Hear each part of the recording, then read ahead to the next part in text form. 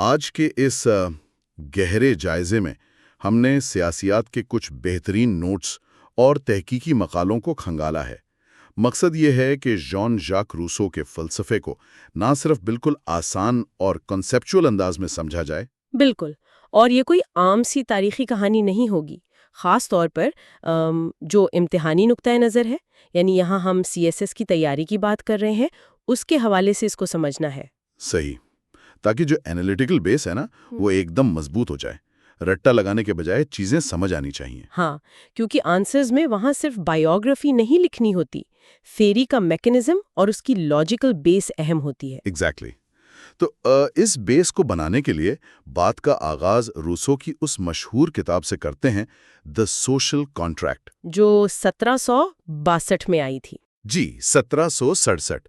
اس کتاب کی ایک بڑی چونکا دینے والی لائن ہے کہ انسان آزاد پیدا ہوتا ہے لیکن ہر جگہ وہ زنجیروں میں جکڑا ہوا ہے۔ Man is born free and everywhere he is in chains. ہاں، یہ سیاسیات کی تاریخ کا ایک بڑا ہی طاقتور جملہ ہے۔ اس ایک لائن میں دیکھا جائے تو روسو کے پورے فلسفے کی بنیاد چھپی ہے۔ لیکن یہ ایک عجیب سی الجھن بھی پیدا کرتا ہے کہ اس کا آخر کیا مطلب ہے؟ انسان پر زنجیریں کہاں سے آ گئیں؟ دیکھیں، اگر روسو کے بنیادی نظریے کو ہم 2-3 لائنوں میں سمیٹے نا تو وہ کچھ یوں بنے گا کہ انسان اپنی فطرت میں بڑا معصوم، نیک اور ہمدرد ہے، لیکن اس موجودہ طبقاتی معاشرے نے اسے لالچی اور کرپٹ بنا دیا ہے۔ یعنی مسئلہ سوسائٹی میں ہے، انسان میں نہیں۔ بالکل، اور پھر اس بگاڑ کو ٹھیک کرنے کے لیے وہ ایک مثالی ریاست کا خاکہ پیش کرتا ہے، ایک ایسی ریاست جو جنرل ول یعنی ارادہ عامہ کے تابع ہو، جہاں پر ہر فرد اپنے انفرادی حقوق کو پوری کمیونٹی کے سامنے سرنڈر کر دے۔ اور اس سرنڈر کے نتیجے میں اسے اصلی آزادی ملتی ہے۔ جی ہاں، وہی اس کی حقیقی شہری آزادی ہوتی ہے۔ یہ ایک بڑا دلچسپ فریم ورک ہے، لیکن کسی بھی فلسفے کو کلیئرلی سمجھنے کے لیے اس کے بیک گراؤنڈ کو جاننا بڑا ضروری ہے۔ مطلب یہ نظریہ آخر سامنے آیا ہی کیوں؟ صحیح پوائنٹ ہے۔ فلسفہ کبھی بھی خلا میں تو پیدا نہیں ہوتا نا، وہ ہمیشہ اپنے تاریخی حالات کا نتیجہ ہوتا ہے۔ تو 18ویں صدی کا جو فرانس تھا، وہاں کیا حالات تھے جنہوں نے روسو کو یہ سوچنے پر مجبور کیا؟ اگر ہم اس وقت کے فرانس کا نقشہ کھینچیں تو وہ تباہی کے بالکل دہانے پہ کھڑا تھا۔ وہاں لوئی پنجم کی حکومت تھی اور معاشرے میں ایک شدید اور ظالمانہ طبقاتی تقسیم تھی۔ امرا اور جاگیردار تو بڑے مزے میں تھے وہاں۔ ہاں نا، اشرافیہ اور امرا بے تحاشا مراعات لے رہے تھے، ان پر کوئی ٹیکس وغیرہ نہیں تھا، جبکہ جو عام عوام اور مڈل کلاس تھی وہ شدید غربت، بھوک اور استحصال کا شکار تھی۔ اور حکومت کا اس پر کیا ری ایکشن تھا؟ بادشاہ کی بے حسی کا عالم اس بات سے لگایا جا سکتا ہے کہ لوئی پنجم نے کہا تھا میرے بعد تباہی ہے، یعنی آفٹر می دی ڈیلیوج۔ اسے عوام کی یا مستقبل کی کوئی فکر ہی نہیں تھی، بس اپنے اقتدار کے مزے لوٹنے تھے اس نے۔ ایگزیکٹلی۔ تو اس شدید ناانصافی نے پورے فرانس میں ایک خکری اور سماجی بے چینی پیدا کر دی تھی۔ لوگوں کو لگنے لگا تھا کہ یہ سسٹم اب گرنا چاہیے۔ اور تحقیقی نوٹ سے یہ بھی پتہ چلتا ہے کہ یہی وہ دور ہے جسے روشن خیالی یعنی انلائٹمنٹ کا دور کہا جاتا ہے۔ جی، یہ بڑی اہم انٹلیکچوئل موومنٹ تھی۔ لیکن اس موومنٹ کا رخ تو تھوڑا الگ تھا۔ والٹیئر جیسے جو تھنکرز تھے وہ تو عقل، سائنس اور لاجک کو سب کچھ مان رہے تھے۔ بالکل، ان کا ماننا تھا کہ عقل کے ذریعے انسان ہر مسئلے کا حل نکال سکتا ہے۔ لیکن مزے کی بات یہ ہے کہ یہاں سے روسو کی سب سے بڑی بغاوت شروع ہوتی ہے۔ اس نے روشن خیالی کے بالکل الٹ راستہ چنا۔ کیسے؟ اس نے عقل کو ریجیکٹ کر دیا؟ اس نے دعویٰ کیا کہ سائنس اور ماڈرن فنون نے انسان کو بہتر نہیں بنایا، بلکہ اس کے اخلاق کو مزید تباہ کر دیا ہے۔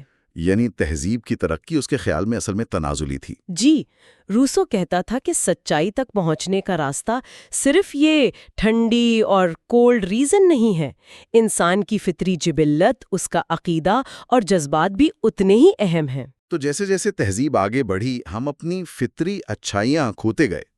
ہاں، یہ بالکل ویسا ہی ہے جیسے آج کوئی کہے کہ ماڈرن ٹیکنالوجی اور سوشل میڈیا نے ہمیں قریب لانے کے بجائے مزید اکیلا اور سیلفش بنا دیا ہے۔ بہترین مثال ہے۔ اس سب میں اس کے آبائی شہر کا بھی بڑا کردار بتایا جاتا ہے۔ روسو کی پیدائش تو جینیوا میں ہوئی تھی نا، اس کا کیا اثر تھا؟ جنیوا کا بیک گراؤنڈ تو اس کے پولیٹیکل ماڈل کی روح ہے۔ جنیوا اس وقت ایک آزاد اور خود مختار شہری ریاست تھی، ایک سٹی سٹیٹ۔ وہاں کے شہری آزاد تھے اور انہیں لگتا تھا کہ وہ خود اپنی حکومت چلا رہے ہیں۔ ایک طرح کی ڈائریکٹ ڈیموکریسی تھی وہاں؟ جی بالکل۔ اسی ماڈل نے روسو کے ذہن میں آزادی اور شہری برابری کا ایک سٹینڈرڈ سیٹ کر دیا تھا۔ جب وہ پیرس کی طبقاتی گھٹن کو دیکھتا تھا تو اسے جنیوا یاد آتا تھا۔ تو یہی وجہ تھی کہ اس نے سوشل کانٹریکٹ کی بنیاد رکھی، جہاں قانون عوام خود بناتی ہے۔ ایگزیکٹلی۔ چلیں اب اس تھیوری کی انٹرنل لاجک یا میکنزم پر آتے ہیں، جو کہ C S S point of view سے سب سے سکورنگ ایریا ہے۔ روسو اپنی کتاب سیکنڈ ڈسکورس میں اسٹیٹ آف نیچر کی بات کرتا ہے، حالات فطرت۔ ہاں، حالات فطرت۔ تو یہ ریاست بننے سے جو پہلے کا دور تھا، اس میں انسان اصل میں تھا کیسا؟ روسو کے مطابق حالات فطرت میں انسان بڑا معصوم اور تنہا تھا۔ وہ ماڈرن انسان کی طرح کننگ نہیں تھا۔ اس کو چلانے والے صرف 2 افریتی جذبے تھے۔ اور وہ 2 جذبے کون سے تھے؟ ایک تھا بقائے ذات یعنی سیلف لو، اپنی جان بچانا اور پیٹ بھرنا، اور دوسرا تھا ہمدردی یعنی کسی دوسرے انسان کو تکلیف میں دیکھ کر نیچرلی دکھ محسوس کرنا۔ تو کیا وہاں خون خرابہ نہیں تھا؟ نہیں، روسو کا انسان جنگ سے بچتا تھا، وہ ڈرپوک تھا۔ وہ بس جنگلوں میں گھومتا، پھل کھاتا اور سو جاتا تھا۔ اسے نوبل سیویج کا نام دیا گیا۔ Nobel sewage. لیکن یہاں پر اگر ہم ہابس کو یاد کریں تو اس نے تو بالکل ہی اپوزٹ بات کی تھی۔ اس نے کہا تھا کہ انسان فطرتاً خون خوار ہے اور سب کی سب سے جنگ جاری تھی۔ بالکل، ہابس کے ہاں تو ہر وقت موت کا خوف تھا، لیکن روسو نے پورا نیریٹو ہی الٹ دیا۔ اس کی نظر میں اصل معصومیت اسی دور میں تھی جب سوسائٹی تھی ہی نہیں۔ تو پھر بگاڑ کہاں سے شروع ہوا؟ اگر سب اتنا پرامن تھا تو ہم اس ظالمانہ سوسائٹی تک کیسے پہنچے؟ اس کا جواب روسو نے بڑا ہی زبردست دیا ہے۔ اس نے کہا کہ اصل مسئلہ تب شروع ہوا جب معاشرے میں ذاتی ملکیت یعنی پرائیویٹ پراپرٹی کا کانسیپٹ آیا۔ ذاتی ملکیت یعنی کسی چیز پر اپنا حق جتانا؟ ہاں، اس نے کہا کہ وہ پہلا شخص جس نے زمین کے ایک ٹکڑے کے گرد باڑ لگائی اور کہا کہ یہ میری زمین ہے، اور باقی لوگ اتنے سادہ تھے کہ انہوں نے اس بات کو سچ مان لیا۔ بس وہی پہلا شخص اصل میں سوسائٹی کا بنیا تھا۔ وہاں سے انیکوالٹی پیدا ہوئی۔ جی، جیسے ہی یہ میرا ہے کی سوچ آئی، لالچ آ گیا، برابری ختم ہو گئی، امیر اور غریب کا فرق پیدا ہو گیا۔ اور جن کے پاس زمین اور طاقت آئی، انہوں نے کمزوروں کو دبانا شروع کر دیا۔ ایگزیکٹلی۔ اور جو قوانین بنے شروع میں، وہ صرف ان امیروں کی جائیداد کو تحفظ دینے کے لیے تھے۔ وہ نیچرل ہمدردی کہیں دفن ہو گئی۔ تو جو شروع میں کتاب کی پہلی لائن تھی کہ انسان زنجیروں میں جکڑا ہوا ہے، وہ اصل میں انہی غیر منصفانہ قوانین اور ملکیت کی زنجیریں ہیں۔ صحیح پکڑا ہے، ہم نے اپنی آزادی خود ختم کر لی۔ تو اب سوال یہ ہے کہ کیا ہم واپس غراؤں میں جا سکتے ہیں؟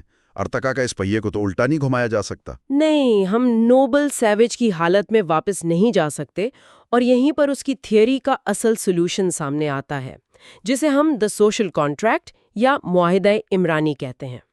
تو اس نئے کانٹریکٹ میں کیا ڈیل طے ہوئی؟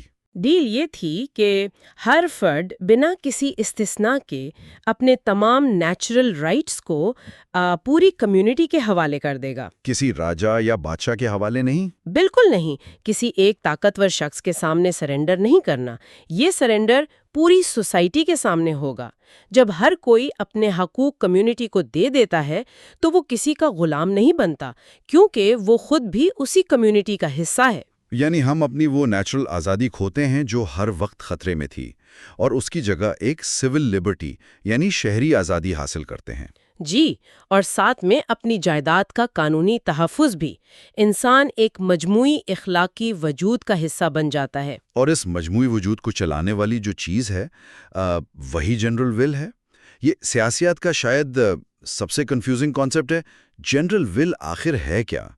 کیا یہ میجورٹی کی بات کو ماننا ہے؟ یہی وہ ٹوسٹ ہے جہاں کینڈیڈیٹس اکثر غلطی کرتے ہیں۔ جنرل ول میجورٹی کا فیصلہ نہیں ہے۔ روسو نے 2 الگ کانسیپٹس دیے ہیں۔ ایک ہے ول آف آل یعنی سب کا ارادہ، اور دوسرا ہے جنرل ول یعنی ارادہ عامہ. تو دونوں میں فرق کیا ہے؟ ول آف آل میں ہر بندہ صرف اپنے پرسنل فائدے کا سوچتا ہے. وہ صرف ذاتی مفادات کا ایک ڈھیر ہے. اگر میجورٹی بھی صرف اپنا ذاتی فائدہ سوچ کر ووٹنگ کرے تو وہ ول آف آل ہی ہوگا. صحیح. مثال کے طور پر دوستوں کا ایک گروپ ہے اور کھانے کا فیصلہ ہو رہا ہے. اگر ہر کوئی بس اپنی پسند کی ضد کرے کہ مجھے پیزا چاہیے یا مجھے برگر چاہیے تو وہ ول آف آل ہے؟ بہترین. لیکن اگر وہی لوگ اپنا ذاتی پسند پیچھے رکھ کر یہ سوچیں کہ پورے گروپ کی صحت اور بجٹ کے لیے کیا بہتر ہے اور پھر مل کے فیصلہ کریں تو وہ جنرل ول ہوگی. یعنی اصل مقصد کامن گڈ یا اجتماعی مفاد ہے؟ بالکل. جنرل ول ہمیشہ سوسائٹی کے فائدے کے بارے میں سوچتی ہے. اس میں ہر فرد پورے معاشرے کی بھلائی کا سوچتا ہے. تو اس کا ایک اہم نتیجہ تو یہ نکلتا ہے کہ قانون بنانے کا اختیار صرف عوام کے پاس ہی ہونا چاہیے. جی، عوام ہی سوورن یعنی مقتدر اعلیٰ ہیں اور یہ سوورنٹی کسی کو دی نہیں جا سکتی. تو پھر حکومت کیا کرے گی؟ روسو کے نظام میں حکومت بس ایک ایجنٹ یا خادم ہے. اس کا کام صرف ان قوانین کو لاگو کرنا ہے جو عوام نے خود بنائے ہیں. روسو ریپرزینٹیٹیو ڈیموکریسی کے بالکل خلاف تھا. یعنی یہ جو ہم ایم این ایز اور ایم پی ایز چنتے ہیں وہ اس حق میں نہیں تھا؟ بالکل نہیں. اس کا کہنا تھا کہ جس لمحے آپ نے اپنا نمائندہ چن لیا آپ نے اپنی آزادی بیچ دی. اسے ڈائریکٹ ڈیموکریسی پسند تھی. یہاں سے ایک بڑا ہی کنٹروورشل پوائنٹ ابھرتا ہے. ایک کوٹ ہے، ایگزام میں بھی آتا ہے کہ اگر کوئی جنرل ول کی نافرمانی کرے گا تو اسے آزاد ہونے پر مجبور کیا جائے گا. Force to be free. یہ تو سیدھا سیدھا تضاد ہے نا. زبردستی اور آزادی ایک ساتھ کیسے چل سکتے ہیں؟ لگتا تضاد ہے لیکن اس میں بڑی زبردست لاجک ہے. دیکھیں، کیونکہ جنرل ول ہمیشہ بہترین مفاد میں ہے تو اگر کوئی فرد اس سے اختلاف کر رہا ہے تو اس کا مطلب ہے وہ غلط فہمی کا شکار ہے. وہ لالچ میں آ کر اپنا ہی اصل فائدہ نہیں دیکھ پا رہا. جی ہاں. اسے ہم ٹیکس کی مثال سے آسانی سے سمجھ سکتے ہیں. ذاتی طور پر کوئی بھی ٹیکس دینا نہیں چاہتا لیکن مجموعی طور پر سب کو سڑکیں، اسپتال اور پولیس چاہیے تو یہ جنرل ول ہے. اور اگر اب کوئی ٹیکس دینے سے انکار کر دے تو ریاست اسے زبردستی ٹیکس دینے پر مجبور کرتی ہے. ایگزیکٹلی. تو روسو کہتا ہے کہ ریاست اس پر ظلم نہیں کر رہی بلکہ اسے اس کے ذاتی لالچ کی غلامی سے نکال کر اصل میں آزاد کر رہی ہے کیونکہ وہی قانون اس نے کمیونٹی کے ممبر کے طور پر خود اپنے لیے بنایا تھا. مطلب سچی آزادی قانون توڑنے میں نہیں بلکہ اپنے ہی بنائے ہوئے قانون کی پابندی کرنے میں ہے. بالکل صحیح جواب. آگے بڑھنے سے پہلے اس کا ایک تقابلی جائزہ لے لیتے ہیں. ہابز اور لاک سے اس کا موازنہ کرنا ایگزامز کے لیے بڑا ضروری ہے. ہابز کا ذکر تو ہم کر چکے ہیں. وہ ماننا تھا کہ انسان فطرتاً برے ہیں. ہاں، اور وہ ایک ایبسولوٹ ڈکٹیٹر یا لیویاتھن چاہتا تھا تاکہ آرڈر رہے. جی، جبکہ روسو کہتا ہے کہ طاقت عوام کو ملنی چاہیے. اور جان لاک کا کیا کیس تھا؟ لاک تو لبرلزم کا بانی مانا جاتا ہے. لاک کا آئیڈیا بالکل بیلنس تھا. وہ کہتا تھا کہ جب ریاست بنتی ہے تو انسان اپنے تمام حقوق نہیں دیتا. زندگی، آزادی اور جد و جہد کے حقوق اس کے پاس رہتے ہیں. ریاست تو بس ان کی حفاظت کے لیے ایجنٹ بنتی ہے. ہاں، اور لاک نے ریپرزنٹیٹیو جمہوریت کو سپورٹ کیا. لیکن روسو اس کے الٹ تھا. وہ ٹوٹل سرنڈر مانگتا تھا اور جائیداد کو فساد کی جڑ مانتا تھا. یہ پوائنٹس اینالیٹیکل اپروچ کے لیے ہیں. اب تنقیدی جائزہ یعنی کریٹیکل انالیسس پر آتے ہیں جو ہائی سکورنگ سیکشن ہوتا ہے. روسو کی تھیوری کی سب سے بڑی خوبی کیا مانی جاتی ہے؟ اس تھیوری کی سب سے بڑی خوبی یہ ہے کہ اس نے اتھارٹی اور آزادی میں ایک کمال کا توازن بنایا. اس نے یہ ثابت کیا کہ قانون کو ماننا غلامی نہیں ہے. اس نے ایکوالٹی کو بہت سٹرونگلی پروموٹ کیا. اور اسی ایکوالٹی اور پاپولر سوورنٹی کے آئیڈیاز نے فرینچ ریولوشن میں بڑا کردار ادا کیا. آزادی، مساوات اور اخوت والے نعرے ادھر سے ہی آئے. بالکل. لیکن اس میں خامیاں یا ڈینجرس پارٹس کیا ہیں؟ وہ فورس ٹو بی فری والی بات سن کر تو واقعی ڈر لگتا ہے. ایک دم فیشسٹ ریجیم کی فیلنگ آتی ہے. اور یہی سب سے بڑی تنقید ہے.